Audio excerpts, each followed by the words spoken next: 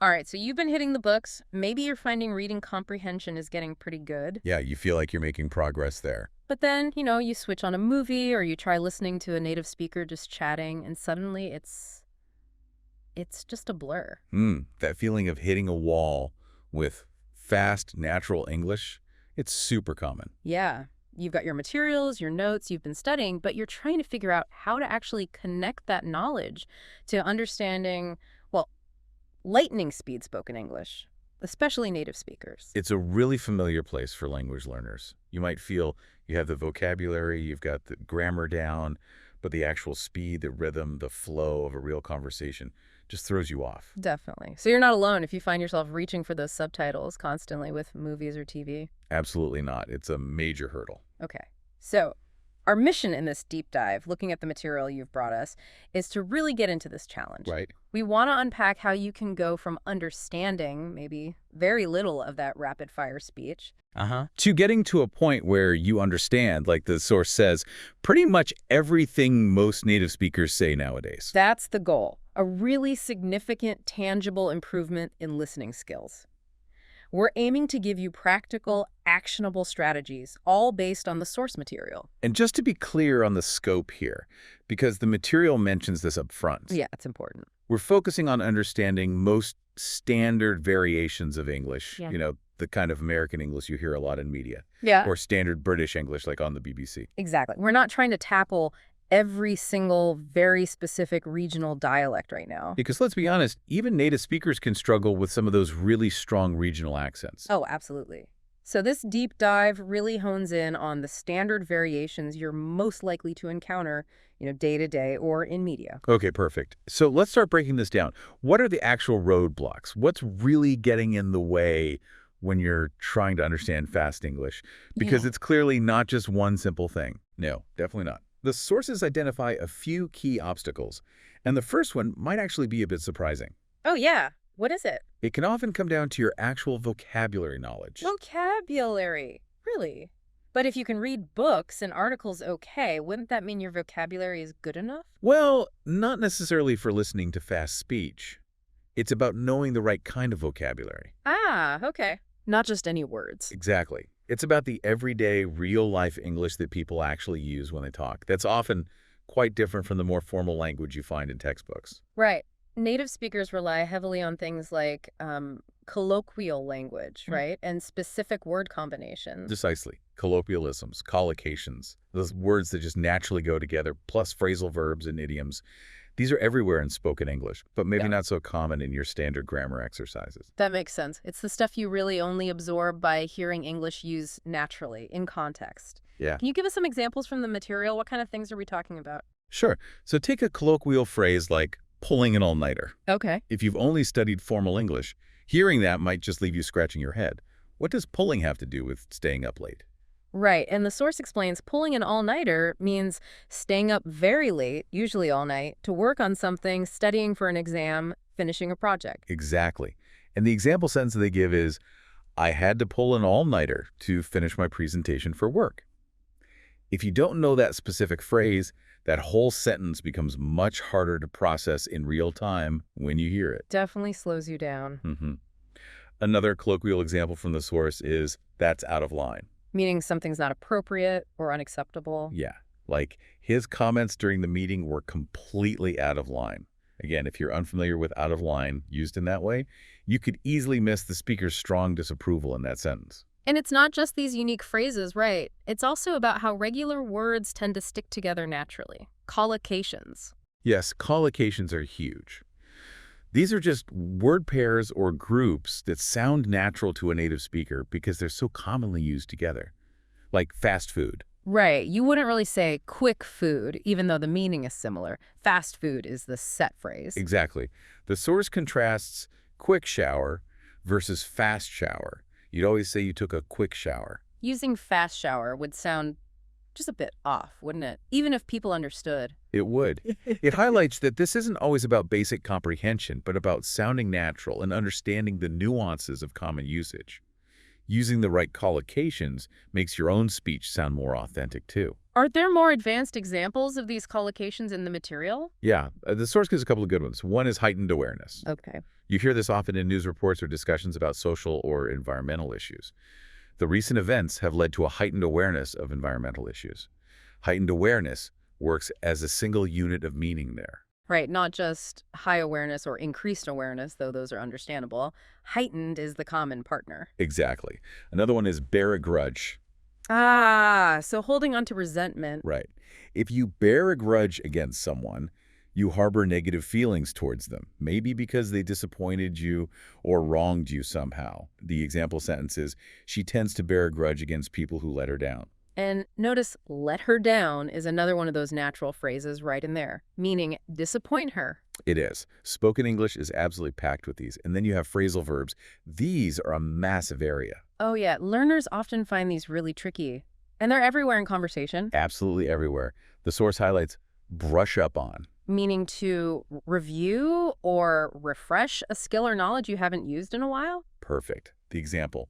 Before the interview, she had to brush up on her technical knowledge. If you don't know, brush up on means review. That sentence is suddenly harder to grasp quickly. Yeah. Another one is crack down on. Which means getting stricter, implementing tougher measures against something. Right. The government is cracking down on tax evasion. These verbs, made of a verb plus a particle like on or up, have specific meanings you often just have to learn as vocabulary items. And finally, idioms, where the meaning isn't literal at all. Exactly. These can be real stumbling blocks. A classic idiom is to cut corners. Not literally cutting paper. No, it means taking shortcuts, maybe skipping important steps or not following procedures properly, often to save time or money, but usually with negative consequences. Like the source example. They cut corners when building the house, which led to several problems later on. Precisely. Or another common one, the ball is in your court. Meaning it's your turn to make a decision or take the next step. Yeah, I've given you all the information, so now the ball is in your court. You need to know these figurative meanings to understand the conversation. So just to recap this first roadblock, it's not just about knowing enough words, it's about knowing the right kind of words and phrases. The colloquialisms, collocations, phrasal verbs, and idioms that are constantly used in everyday spoken English and media. Exactly.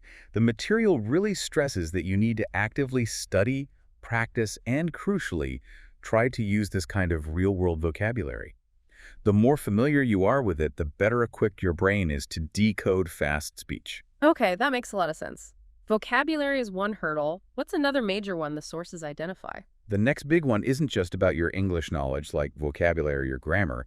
It's about how quickly your brain can actually process the language information it's hearing, your processing speed. Ah, right. Because when you're reading, you control the pace. You can pause, go back, reread a sentence. Exactly. You have time to visualize, to let the meaning sink in. But with listening, especially to fast speech, the sound is there and then it's gone in an instant. You have to keep up in real time. Precisely.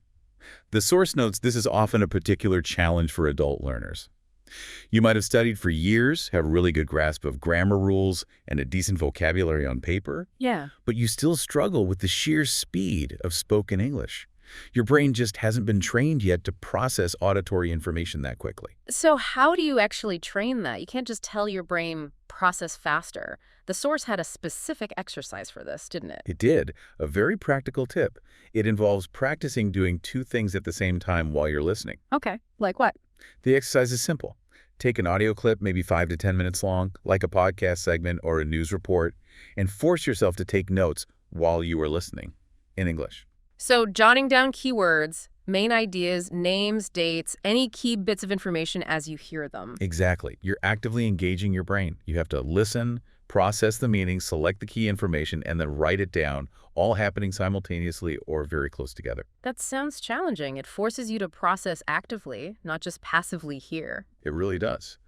And the source suggests doing this consistently, even just 5 or 10 minutes every day. It might feel difficult at first, like you're missing things while you write. I can imagine. But over time, this kind of simultaneous processing practice can significantly increase the speed at which your brain handles spoken English input. You could literally do this right now, couldn't you? Listening to us talk in this deep dive and trying to jot down the main points or tips as we go. That's a perfect application. It's There you go. active engagement that goes way beyond just letting the sound wash over you. It trains that processing muscle. Okay, great tip. So we have vocabulary challenges and processing speed limits. What's the third major roadblock the sources point to for understanding fast native speech? This one is huge. It's all about connected speech. Ah, yes. How words blend together. Exactly. Native speakers often sound incredibly fast, right? But a massive part of that perceived speed isn't just that they're saying individual words very quickly.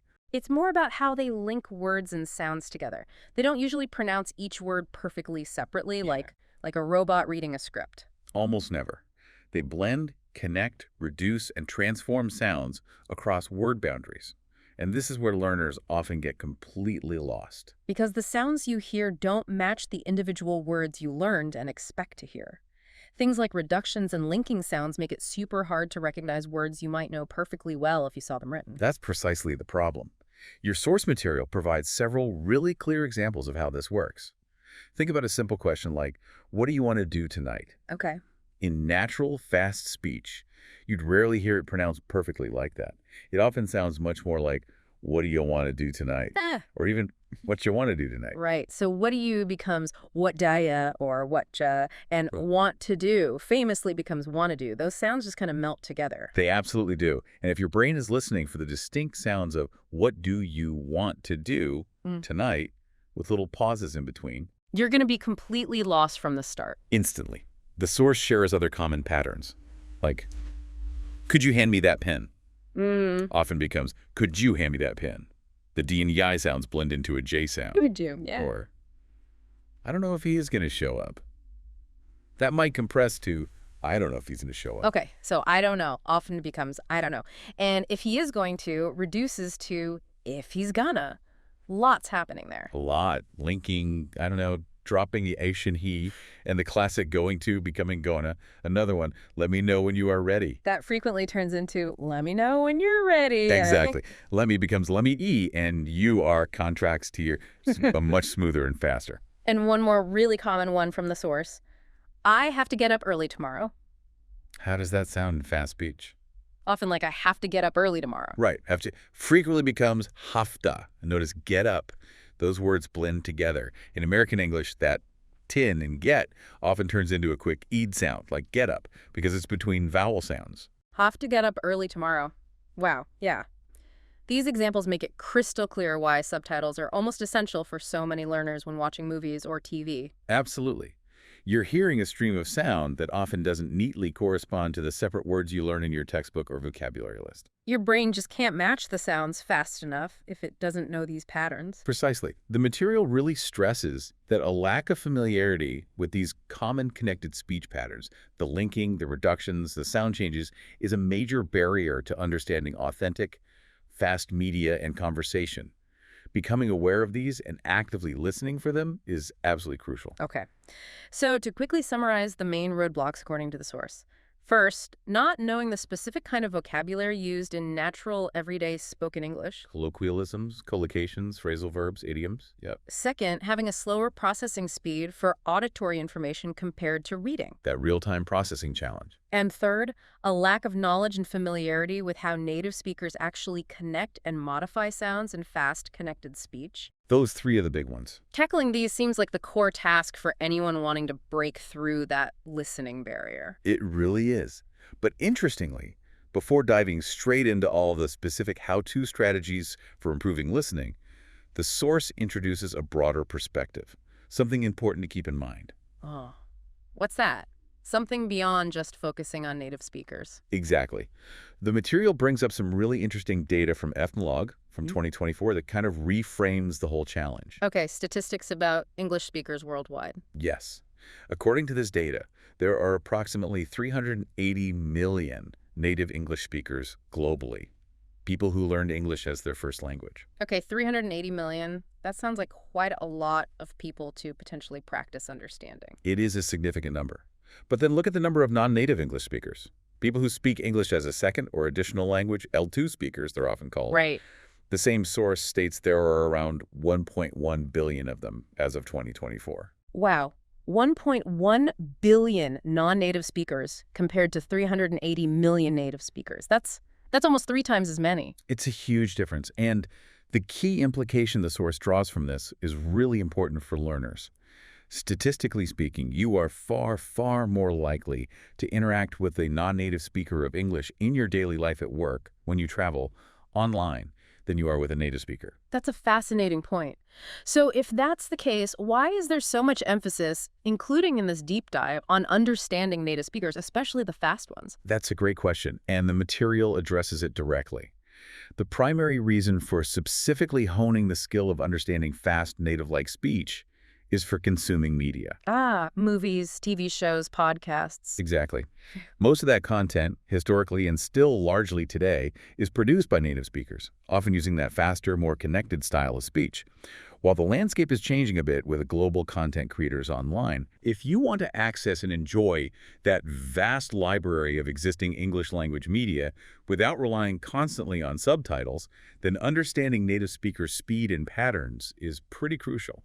But in terms of actual real-world conversations around the globe, In those contexts, you'll very often be using English with fellow non-native speakers, and this brings in the concept of English as a lingua franca. right, the source defines that as a language used for communication between people who don't share a common native language. It acts as a bridge. Precisely.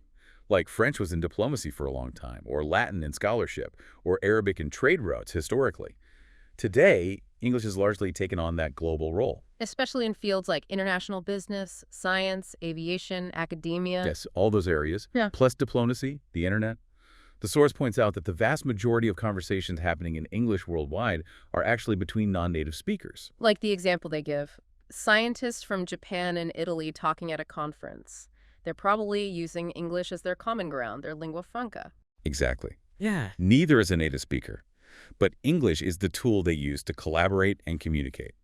So this broader perspective is really helpful. It reminds us that while our specific goal today is improving comprehension of faster native-like speech, primarily for media, Right. it's also incredibly valuable to get exposure to and practice understanding various non-native speakers and accents, because that reflects the reality of English as a global language. Definitely.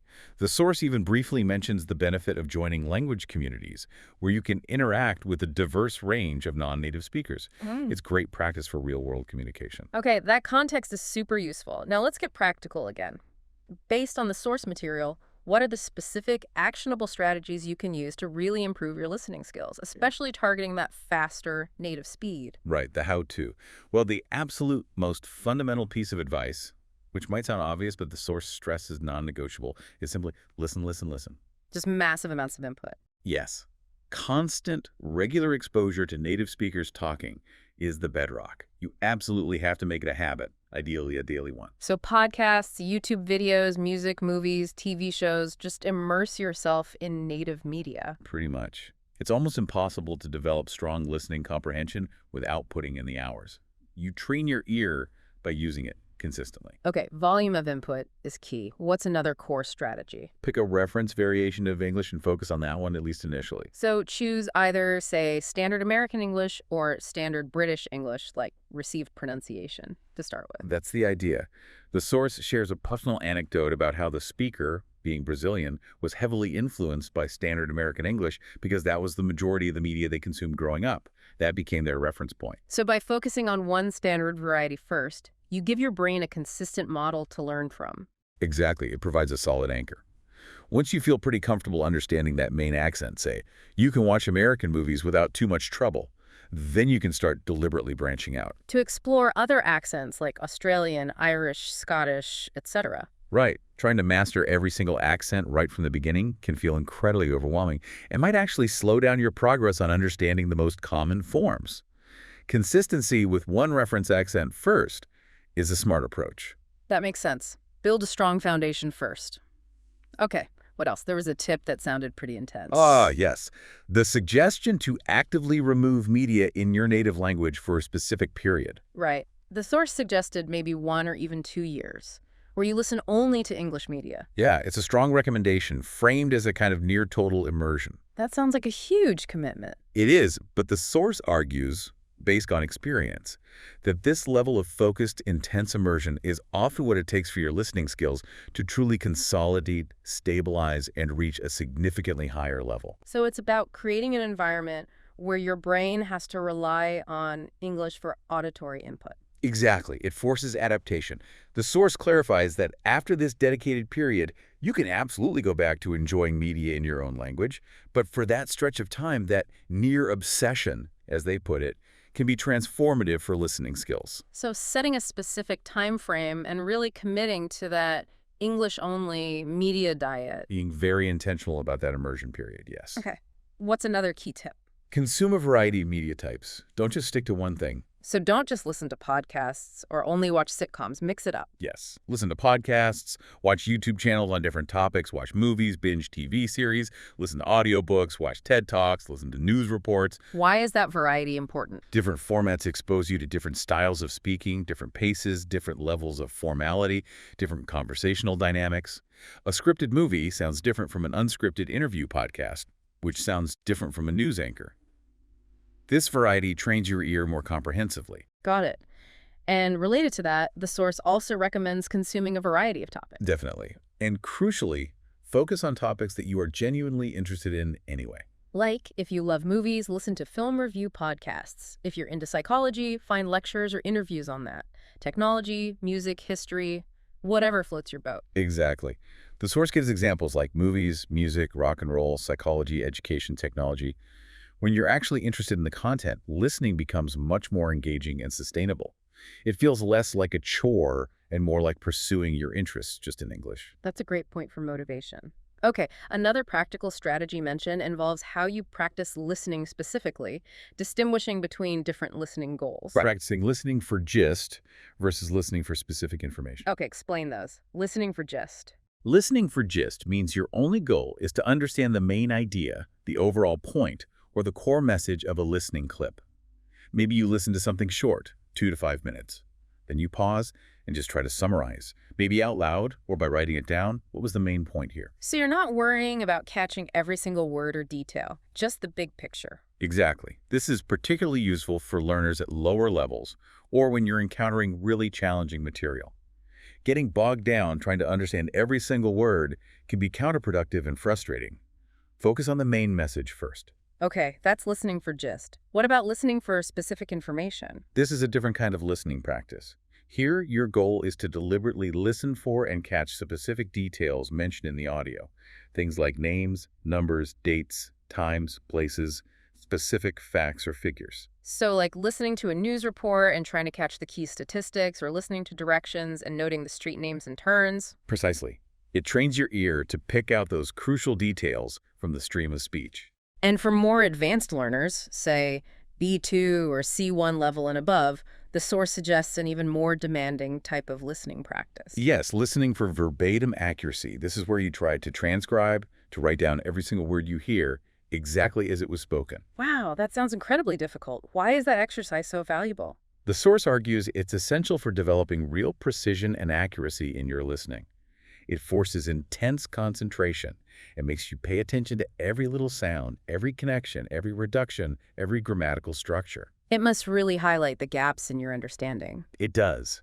The course notes that many learners might think they understand the gist, maybe feeling like they got 90–95% of it. But if they actually tried to transcribe that same audio verbatim, they'd likely realize they missed a lot more nuances, small words, or specific phrasings than they thought. It shows the gap between general comprehension and truly accurate, detailed understanding. So, using this deep dive as an example again, listening for gist is following the main strategies we're outlining. Listening for specific info might be noting the names of techniques like shadowing or chunking, and listening verbatim would be trying to write down our exact words, Abenzol right now. Exactly. It sets a much higher bar for listening accuracy and really pushes your skills. And finally, tying all these listening tips and strategies together, there's an overarching principle the source emphasizes. Yes, be patient. The classic advice, but probably the hardest to follow sometimes. It really is. But the material consistently describes improving listening skills as a marathon, not a sprint. It simply takes time. Your brain needs time to build those new neural pathways, to adapt to processing English sounds at speed, to internalize all these patterns. And you're definitely going to have days or even weeks where you feel stuck, frustrated, like you're not making any progress at all. Absolutely. That's a completely normal part of the process. But the source offers reassurance. Those daily minutes you spend listening, even when it feels tough, are making a difference. often below the level of conscious awareness. And then suddenly, things might just click. Many learners report exactly that, suddenly having these unlocking moments where speech that previously sounded confusing starts to sound much clearer. It's because the cumulative effect of consistent practice finally reaches a tipping point. So the key isn't necessarily about being the smartest learner or having some innate talent for languages. It's more about persistence. Consistency and patience.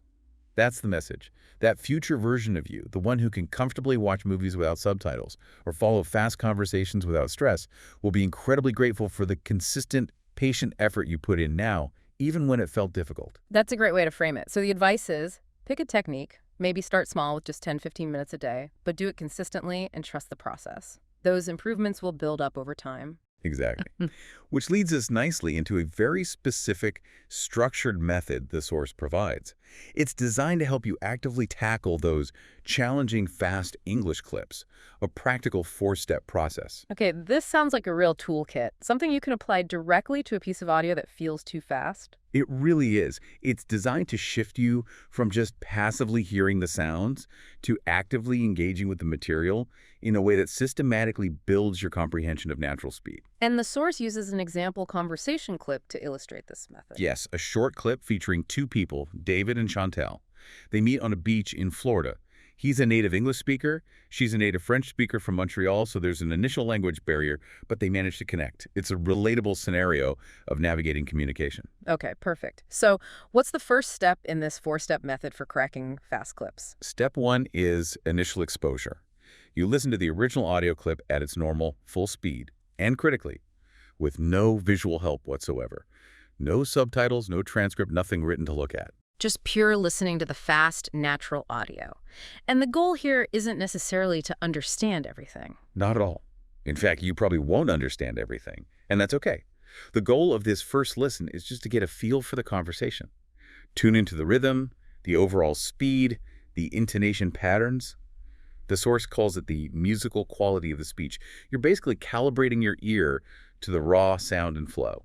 So don't panic if it sounds confusing. Just absorb the general soundscape. Exactly. The source makes it clear that feeling like it's too fast or confusing at this stage is completely normal. Okay, that's step 1. Fast, no visuals, just get the feel. What's step 2? Step 2 is slowing things down. Now, you listen to the exact same audio clip again, but this time you use a playback feature to slow it down, maybe to 0.75x speed, or even 0.5x if it's really challenging. Using technology to make it more manageable. This must make a big difference to comprehension. A huge difference. The goal here is to significantly improve your understanding by making the individual words, and especially the connections between words, much clearer. You should be able to understand a lot more now without the intense pressure of the original speed. It really isolates how much the speed itself was hindering your processing. Okay, so first, fast for the overall feel, then slow for clarity and detailed understanding. What's step 3? Step 3 is active listening and transcription. Now, you go back and listen to the original fast clip again. Back to the challenging full speed. Yes. But this time, your task is to try and write down every single word you hear, or at least as many words as you possibly can catch. Wow, okay. Transcribing the fast audio, that sounds like serious mental effort. It is, but it's incredibly effective training for your ear and brain. It forces intense concentration and makes you actively work to decipher the sounds. You have to focus on pronunciation, rhythm, word boundaries, grammar, all without the cognitive load of trying to generate language yourself. And it must pinpoint exactly where you're struggling, the specific words or phrases or connections that are tripping you up. Precisely. It's a powerful, active listening practice, even though the output is writing, not speaking. And this leads directly into the crucial final step. Step 4. Step 4 is comparison and analysis, or, as the source also calls it, verification. So checking your work. Exactly. This is where you take the transcript you just attempted to write and compare it, line by line, with the actual correct transcript of the audio clip. The moment of truth. Kind of, but it's incredibly valuable. You see exactly where you misheard sounds, where you missed words completely, where you didn't recognize vocabulary or couldn't parse the connected speech. It gives you incredibly specific, personalized feedback on your listening weak spots. And probably highlights pronunciation features you weren't aware of, too. Definitely. And the source makes an important point. Learners are often pleasantly surprised at this stage by how much they did actually understand correctly, even if it didn't feel like it during the initial fast listen. That must be really encouraging, seeing tangible proof of what you did get right alongside the areas to work on. Absolutely. It reinforces progress and provides clear direction for improvement. So this whole four-step process, fast listen, slow listen, transcribe fast, compare, is designed as a systematic workout to actively train your ear and brain for the reality of natural speed English. It moves you from being a passive recipient of sound to an active decoder. Precisely. And the source uses that David and Chantel practice clip, the one about meeting on the beach, to illustrate some specific vocabulary and phrases that come up in these kinds of natural conversations. They do. They pull out a few examples to show the kind of language you need to be comfortable with. The first one they mention is the phrase, to not matter, which appeared in the clip as didn't matter. Okay, and that means something wasn't important, it was inconsequential. Right. The example taken directly from the clip was, it didn't matter that he didn't speak French and she didn't speak English. Their different languages weren't an obstacle to them connecting. And the source gives another general example. It doesn't matter if you make mistakes, just keep practicing. The mistakes are less important than the practice itself. Exactly. The very common expression. The second phrase highlighted was a phrasal verb, to come down. Which, in a geographical sense, means traveling south. Yes. In the context of the clip, Chantel and her friend had come down from Montreal to Florida. Since Montreal is north of Florida, they traveled south, hence come down. Makes sense. And the other source example reinforces this. My cousins are coming down from New York for the holidays, implying the speaker is somewhere south of New York. It's specifically about that southward direction of travel. And the third phrase they pull out is another very common phrasal verb, to end up. To end up, meaning to arrive at a certain situation or result, often one that wasn't planned or was kind of unexpected. That's a perfect definition. In the clip, Chantel ended up living with him for 7 months. The implication is that meeting on the beach wasn't part of some grand plan to move in together, but that was the eventual, perhaps surprising outcome of their meeting. Like the other example. We got lost driving, but we ended up finding a cute little cafe. The cafe wasn't the intended destination, but it's where you found yourself. Exactly. These examples just reinforce that point. Understanding fast, natural spoken English requires grasping these common phrases, phrasal verbs, and idioms, and understanding how they function in context. It's not just about knowing single words in isolation. Definitely. And the source also points listeners towards some resources that can help them put these listening strategies, like the four-step method, into practice more systematically. They do. They mentioned something called a 150-day listening challenge. Okay, sounds like a structured program. What's the idea behind it? The concept described is basically 15 minutes of dedicated listening practice every single day for 150 days. The practice involves listening to short, real, authentic English conversations. Real conversations, not scripted textbook dialogues. That's what the source highlights. And a key feature mentioned is that it includes over 50 different native speakers. Oh, wow. So you get exposure to a really wide range of voices, accents, and speaking styles. Exactly. Great for that ear training aspect we talked about. And the claimed payoff, according to the source, is that by the end of the 150 days, understanding movies, TV shows, and real-life conversations should feel significantly easier. That's a compelling promise. Did the source mention any details about access or cost? It did mention pricing a usual price of $500, but there was a limited time offer mentioned of $199 for lifetime access.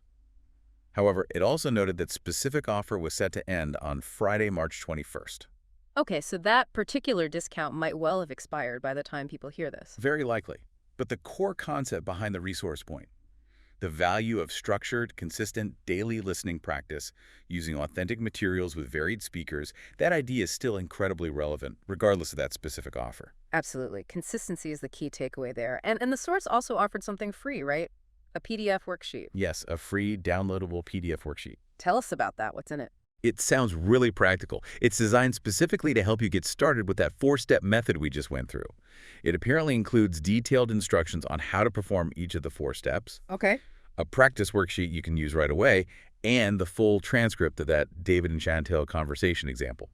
So basically, everything you need to try out the method yourself immediately. That sounds incredibly useful. A complete starter kit for implementing that technique. How do listeners get it? The source says you just need to click a link, presumably in the show notes or description, enter your name and email, and you can download it.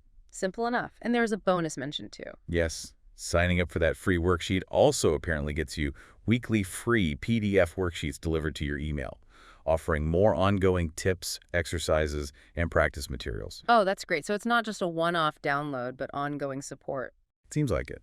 So whether you consider a structured program or just start with that free worksheet and apply the four-step method using your own audio sources, the crucial element, as always, is putting these techniques into consistent, regular practice. Definitely. Knowledge is one thing, but practice is where the real learning and improvement happen. Practice is where the rubber meets the road, absolutely.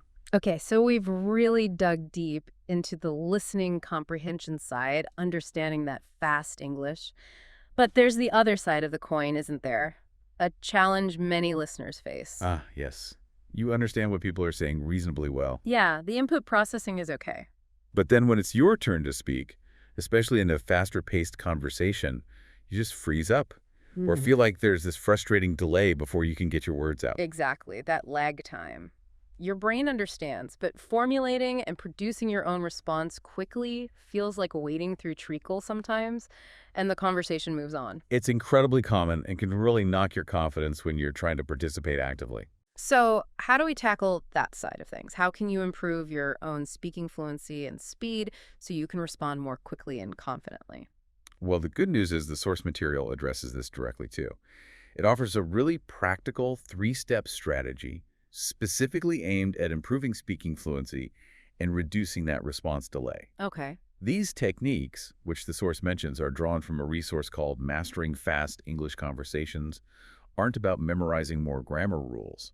They're active practice methods designed to train your brain and mouth to work together more quickly and smoothly.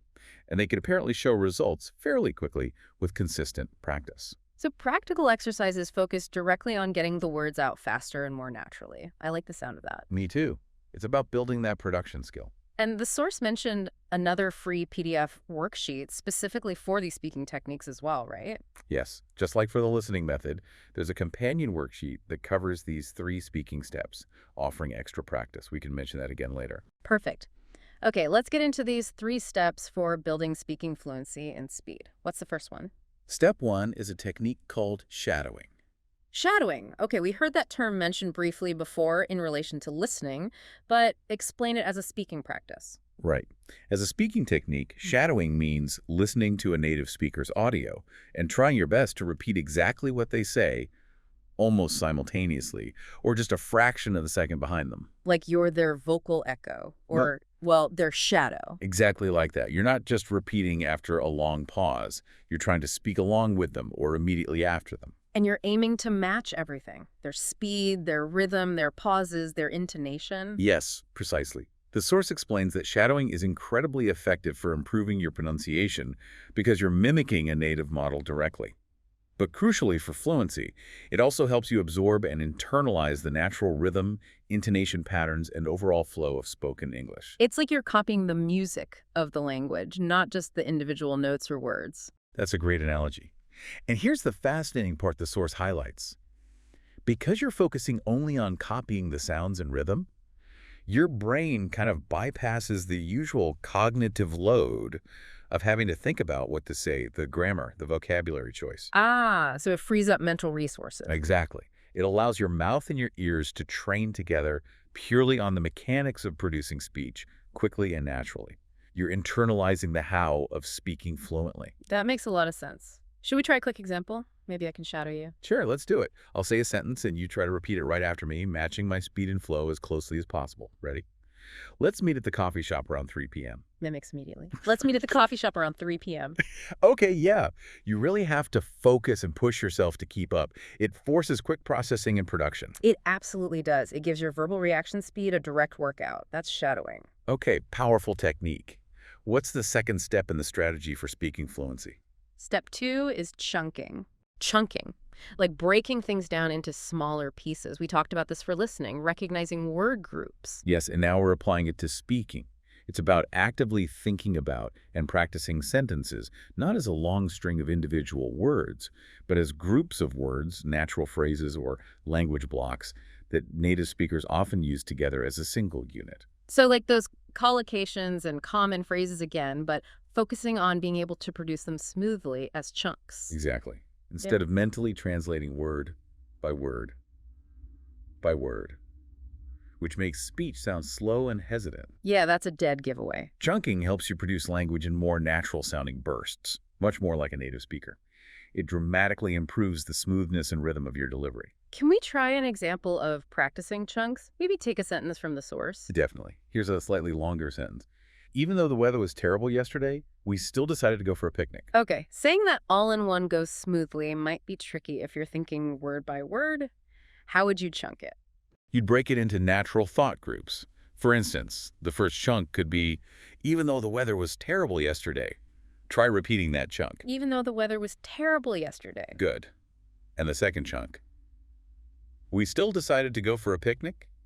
Repeat that. We still decided to go for a picnic. See how practicing those two natural phrases separately makes the whole sentence feel much more manageable and flow better when you put them together. Yeah, it definitely does. It feels less daunting. Can we do one more? Sure. Another example from the source. If you have any questions, please don't hesitate to ask me at the end. Okay, how would we chunk that one? Maybe. Yeah. If you have any questions, please don't hesitate to ask. Perfect first chunk. Repeat that. If you have any questions, please don't hesitate to ask. And second chunk, me at the end. Exactly. Repeat that. Practicing these common grammatical and lexical chunks really helps train your brain and your mouth to produce them more automatically as units. It builds fluency by reducing the number of decisions your brain has to make per sentence. You're retrieving familiar blocks, not single words. Okay, so shattering for rhythm, pronunciation, and flow. Chunking for smoother, more natural phrasing. What's the third step for boosting speaking speed and confidence? Step 3 is response drills. Drills, like practicing quick answers over and over. Yes, exactly that. This technique directly targets that hesitation, that delay you feel when someone asks you a question or you need to respond quickly in a conversation. The goal is to cut down on those awkward pauses and just get faster at responding. Precisely. It's about building automaticity for common conversational exchanges. Think of it like a musician practicing scales or chords. They do it repeatedly so they don't have to think about the fingerings during a performance. It becomes muscle memory. So response drills build conversational muscle memory. That's a great way to put it. You're training your brain to access and produce common responses quickly and naturally without getting bogged down in overthinking the grammar or searching for vocabulary in the moment. Okay, let's try a couple of quick drills. Maybe you ask me a common question from the source. All right. Answer aloud as quickly and naturally as you can. First one. How are you? Response instantly. Good, thanks. How about you? Yeah, okay, that's pretty automatic for most learners. It is. Your brain is wired for that standard social exchange. Let's try another common one. What did you do this past weekend? Response quickly. Not much, just relaxed at home mostly. You. See, even adding the and mostly feels natural there. Practicing helps that come out smoothly. Exactly. By repeatedly practicing answering common questions like these out loud, you condition your brain to fire off appropriate responses much faster and more naturally when you're in a real conversation. It significantly reduces that freezing feeling. It definitely builds confidence knowing you have some automatic responses ready to go. It does. So just to quickly recap those 3 speaking strategies from the source. Step 1, shadowing, to improve pronunciation, rhythm, and flow by mimicking native speakers. Step 2, chunking, to practice producing language in natural phrase blocks for smoother delivery. And step 3, response drills, to build speed, automaticity, and confidence for common conversational turns. And just like with the listening tips, the source emphasizes that consistent practice is absolutely vital for these speaking techniques too, right? Even just a few minutes each day. Absolutely. Consistency is the magic ingredient. Doing these drills regularly makes a much bigger difference than one long session once a month. And remind us about that free PDF worksheet again. Yes, the source mentioned there's a specific free PDF worksheet available that covers these 3 speaking steps: shadowing, chunking, and response drills with extra practice exercises. A great way to get started applying them. Fantastic. Okay, so those are techniques for the mechanics of speaking more fluently and quickly. But the source also talks about broader elements, doesn't it? Yeah. Things that contribute to sounding more natural overall, more native-like, beyond just speed. Yes, absolutely. Moving beyond just fluency, they introduce 3 key elements that really add that layer of polish and naturalness to your spoken English. It's the first one. The first is intonation. The music of the language again. The rise and fall of your voice as you speak. Exactly. And it's incredibly important because intonation carries so much meaning and emotion. It's how we signal whether we're asking a question or making a statement. It shows emphasis, it conveys attitude, it adds energy and life to our speech. Right. The source gave that perfect example, saying the words, I'm ready. If you say it with a falling tone, I'm ready, it's a statement. But if you say it with a rising tone, I'm ready, whew, it becomes a question, even though the words are identical. It completely changes the meaning and function. Yeah. So paying attention to intonation is crucial for being understood correctly and for sounding natural. The source recommends actively listening for intonation patterns in native speakers and consciously trying to copy them in your own speech. Okay, intonation is key. What's the second element for sounding more natural? The second one is linking. Connecting sounds between words. This ties directly back to the connected speech concept that was a hurdle for listening comprehension. It absolutely does. Yeah. And that's why understanding it and practicing it is so vital for both skills. Linking is a major reason native speakers sound smooth and fast. It's not just that individual words are spoken quickly, it's that the words flow together seamlessly without awkward breaks. Like the examples we heard before, what are you doing?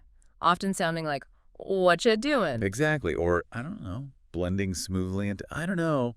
Those connections are fundamental to natural spoken rhythm. So for speaking, you need to become aware of these common linking patterns and actually practice doing them yourself. Yes.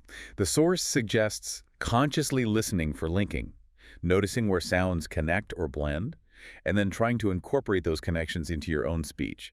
It might feel a bit strange or forced at first, I can imagine. but consistent practice helps it become much more automatic and natural over time. It makes your speech significantly smoother. Okay, so intonation for melody and meaning, linking for smooth connections. What's the third key element for sounding more natural? The third one is using natural expression. This sounds like it circles back to the vocabulary point we started with, using everyday language. It does, but with a focus on producing it. It's about actively using those common everyday phrases, idioms, phrasal verbs, and collocations that native speakers use all the time. It's about speaking English the way it's actually spoken, not just relying on literal translations from your own language or using grammatically perfect but slightly stiff or unnatural phrasing. Like choosing to say, it's up to you, instead of maybe a more literal, the decision belongs to you. Exactly. Or using common responses like, no worries, instead of perhaps a more formal, it is quite all right, or do not concern yourself. These are the phrases that pepper everyday conversation. They really are. And the best way to get comfortable using them, according to the source, immersion. Listen a lot to various types of native speech conversations, interviews, shows, jot down useful phrases you hear repeatedly, and then this is the crucial part. Take the leap and actually try using them yourself in conversation. Even if you feel a bit hesitant or worry about making a mistake. Especially then. That's how these expressions move from your passive knowledge to your active natural vocabulary. You have to practice producing them for them to stick and feel authentic. Okay, so those three keys work together. Intonation provides the melody, linking connects the sounds smoothly, and natural expressions provide the authentic vocabulary and phrasing. It's the combination that creates that native-like flow. Precisely.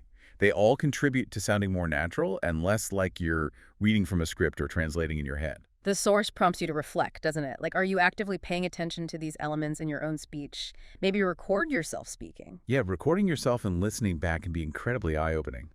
You might notice things about your intonation, linking, or lack thereof, and phrasing that you weren't aware of while speaking. Conscious awareness is the first step towards improvement. And conscious practice is the next. Makes sense. Now, the source also offered something like a cheat sheet, right? 3 more specific, maybe smaller techniques to add even more polish. Yes, exactly. Think of these as finer details that further enhance fluency and naturalness. And the source mentions these are also covered in that free PDF worksheet for extra practice. Good to know. What's the first technique on this cheat sheet? Technique 1 is using contractions. Okay, like don't instead of do not, it's instead of it is I'm, you're, he'll, we've. All of those. Native speakers use contractions constantly in spoken English. Why? The source explains it's not just laziness. It makes speech flow much better, it's more efficient, and it contributes significantly to the natural rhythm. Avoiding them can make you sound overly formal or even robotic. So deliberately practicing using contractions is important. Yes. The force suggests taking sentences that are grammatically correct but sound a bit stiff without contractions and practicing saying the natural contracted version. Like turning I am going to the store into the much more common I'm going to the store. Or he will be there soon naturally becomes he'll be there soon. Practicing these helps your speech sound less stilted and more integrated. Okay, contractions are key. What's the second technique on the cheat sheet? Technique 2 is paying attention to stress patterns. Stress patterns, meaning where you put the emphasis within words and sentences. Exactly. English is a stress-timed language, which means the rhythm is based on stress syllables occurring at roughly regular intervals. Placing stress correctly on syllables within words, like photograph versus photographer, and stressing the important words within a sentence is crucial for clarity and natural rhythm. So it's not just what words you say, but which syllables or words you give more prominence to. That signals importance and creates the beat of the language. Precisely. It helps convey meaning and makes your speech much easier for listeners to follow. The source suggests listening carefully to which words native speakers emphasize in sentences and trying to mimic those stress patterns. Okay. Contraction, stress patterns. What's the third technique on the cheat sheet? Technique 3 is using fillers appropriately. Fillers? You mean like a, like, well, so, right. Aren't those things we're usually told to avoid, like signs of hesitation or uncertainty? That's often the traditional advice, but the source makes a really interesting counterpoint here. It argues that fillers, used naturally and not excessively, actually play a pretty essential role in making conversations sound authentic. Really? How so? They serve several functions. They can bridge thoughts while you formulate your next idea. They buy you a split second of thinking time without leaving an awkward silence. And they can make your speech sound less abrupt or scripted, more spontaneous and conversational. Native speakers use them constantly, often completely subconsciously. So trying to eliminate them completely might actually make you sound less natural, kind of robotic? That's the argument. Of course, you don't want to overuse them to the point where every other word is like or as that becomes distracting. But the source suggests becoming aware of how native speakers use fillers naturally and then trying to incorporate them appropriately into your own speech. Don't be afraid of a natural or well. That's a relief, actually. So, contractions for flow, stress patterns for rhythm and emphasis, and fillers for natural pausing and conversational feel. These add those subtle nuances. They really do. And the source connects these back to related concepts we've already discussed, like connected speech, blending words smoothly, and reductions, shortened forms like gonna, wanna, hafta. It also re-emphasizes the role of intonation. All these elements work together synergistically to create fluent, natural-sounding English. It's like building layers of naturalness onto your speaking. Exactly. It's a holistic process. Okay, this has been incredibly comprehensive on both listening and speaking. Let's just circle back one more time to where we started this deep dive. That core problem of understanding fast English conversations and feeling overwhelmed. Right, that feeling of the speech just washing over you, too fast to catch. The source brings the focus back again, reinforcing 3 key strategies specifically designed to help you master the comprehension of fast English. Think of these as active ways to take control of your listening practice. Okay, what's the first strategy here? Strategy 1 is prediction. We touched on this briefly, using context to anticipate what might be coming next. Exactly. Using the context of the conversation, your background knowledge of the world, and your knowledge of English language patterns to make educated guesses about upcoming words or ideas. How does this specifically help with fast speech comprehension? It helps your brain process information more efficiently. Instead of passively waiting for every single sound and then trying to decode it, you're actively building a mental framework. You're priming your brain for likely possibilities, which makes it easier to recognize words and ideas when they arrive quickly. Like those examples, hearing, "It's raining cats and dogs, don't forget your road," instantly makes you anticipate umbrella or raincoat. Precisely. Or, if you're feeling tired, you should probably get some. Leads you to expect rest or sleep. Your brain is already halfway there, making it easier to keep up with the speed. And remembering the caution. It's flexible anticipation, not rigid guessing. You still have to listen carefully and adjust if your prediction was wrong. Absolutely. It requires mental flexibility. It's a dynamic process of anticipating, listening, and confirming or correcting. But it's a powerful tool against feeling overwhelmed by speed. Okay, prediction is strategy 1. What's the second key strategy for mastering fast listening? Strategy 2 is shadowing. Wait, shadowing again. We just discussed that in detail as a technique for improving speaking fluency. How does it help with listening comprehension? This is a really interesting point the source makes. The act of shadowing, trying to mimic fast native speech in real time, actually boosts your auditory processing speed. How? By forcing your brain and your speech organs to work together at that faster pace, you are simultaneously training your ear to recognize those fast sounds, connections, and rhythms more quickly. It helps sync up your hearing and understanding, effectively shrinking the lag time between hearing fast speech and comprehending its meaning. So the very act of trying to produce the fast speech patterns makes you better at perceiving them. Exactly. It's an intense workout that benefits both your speaking production and your listening perception when it comes to speed. Let's try a quick shadowing exercise focused on listening speed. Try to shadow me immediately on these faster sentences. So I'll send you a quick message as soon as I get there. I'll send you a quick message as soon as I get there. We need to wrap this up pretty quickly. We need to wrap this up pretty quickly. Wow, yeah, you can feel how it forces your brain to process the incoming sound incredibly rapidly to keep up. It directly trains that rapid auditory processing needed for fast speech. Okay, prediction and shadowing. What's the third key strategy for fast listening mastery? Strategy 3 is ear training. Which means deliberately exposing yourself to variety. Yes. Specifically, exposing yourself to diverse accents and styles of spoken English. Because, as we discussed, English isn't monolithic. Native speakers from Australia sound different from those from Scotland, who sound different from those in Texas, and so on. And non-native speakers have countless variations too. Precisely. Your ears need training to become flexible and adaptable to this variety. If you only ever listen to one type of accent, you'll likely struggle when you encounter something different. So how do you actively train your ear like this? You consciously seek out diverse audio sources. Watch movies or TV shows featuring actors from different English-speaking regions. Listen to podcasts hosted by people with various accents. Find interviews or talks given by people from different countries. Make variety a deliberate part of your listening diet. And the source had a tip for making this less daunting initially. Yes. When you first encounter a particularly challenging accent or very fast speech, aim for just comprehension first. Don't pressure yourself to understand every single word right away. Just try to get the main idea. Patience and consistent exposure are key. Your ear will gradually adapt. And they mentioned using playback speed controls again here. They did. That practical tip of using the 0.75x or 2.5x speed setting can be incredibly helpful as training wheels when dealing with difficult accents or speeds. Listen slowed down first to get accustomed to the patterns, then gradually increase the speed back to normal as you feel more comfortable. So, prediction to anticipate, shadowing to sync hearing and understanding at speed, and ear training to adapt to variety. These 3 strategies seem like a powerful combination for taking control of fast listening challenges. They really are. And again, the source underscores that these aren't passive concepts. They require active engagement and consistent practice to yield real results. You have to consciously apply them. Let's try to synthesize the most actionable takeaways from across this whole deep dive, pulling together the threads for someone ready to start practicing today. A good consolidation is always helpful.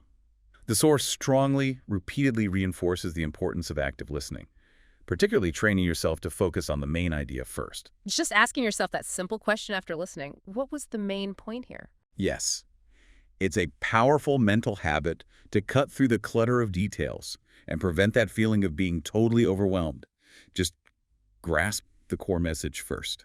They also reiterate the importance of recognizing speech reductions and connections. Understanding that those shortcuts native speakers use, like give me a second, let me know, Yeah. or sounds blending like in get up, forget up, aren't random.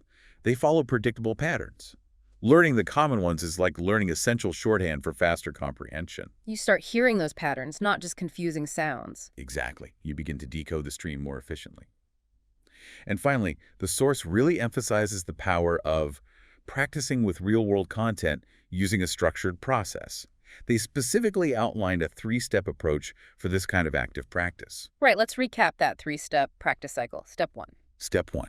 Listen to your chosen authentic audio clip, a podcast segment, a scene from a show, the first time, with no visual aids. Just listen to get the feel, notice the speed, the rhythm, maybe some reductions, but don't stress about catching every word. Okay, initial feel. Step 2. Step 2. Listen again, but this time with the subtitles or a transcript available. Use the text to connect the sounds you heard to the written words. This is where you clarify things you missed or misunderstood, and you can explicitly see how connected speech and reductions look when written out. Connecting sound to text. And step 3. Step 3. Go back to the audio, maybe focus on shorter segments now, and repeat parts out loud, actively mimicking the speaker. This engages your pronunciation muscles, helps you copy the flow and intonation, and really internalizes the natural rhythms of the speech. Listening, verifying with text, then actively mimicking. That seems like a really solid cycle for deep engagement. It really is. It takes you from passive hearing to active analysis and production, hitting the key skills needed for improvement. And it's crucial to remember, as the source stresses throughout, these aren't just tips to know about intellectually. They require conscious effort, deliberate practice, and consistency to actually make a difference in your skills. Absolutely. Consistency really is the golden thread weaving through all the advice in this source material. Even those short bursts of daily practice, applied consistently, will compound into significant improvements over time. Well, we have certainly covered a tremendous amount of ground in this deep dive, drawing entirely from the source material you brought us on understanding and speaking fast English. We really have. We've dissected the core challenges, the specific vocabulary needed for spoken English, the limits of processing speed, and the complexities of connected speech. We also broadened the lens, putting it in the context of English as a global lingua franca, reminding us that interaction often happens with other non-native speakers. And then we dove headfirst into practical strategies. For listening, the absolute necessity of constant exposure, the wisdom of picking a reference accent initially, the power of immersive listening periods, the importance of varying your media and topics, and the different levels of practice listening for just specific info or verbatim accuracy. We walk through that very practical 4-step method for actively tackling fast audio clips: initial exposure, slowing down, active transcription, and comparison analysis. Highlighting useful vocabulary from the practice clip along the way.